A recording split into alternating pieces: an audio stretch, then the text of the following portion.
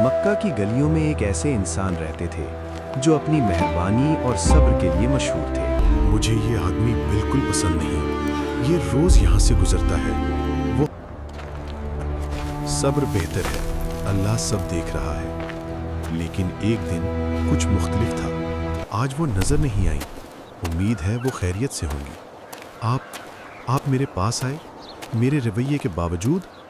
میں اس لیے آیا ہوں کہ آپ بیمار ہیں، میں آپ کے لیے بھلائی اور سکون چاہتا ہوں۔ مجھے معاف کر دیں، آپ جیسی مہربانی میں نے کبھی نہیں دیکھی۔ صبر اور مہربانی پتھر جیسے دل کو بھی بدل سکتی ہے۔ Grieve not, for indeed, with hardship will be ease.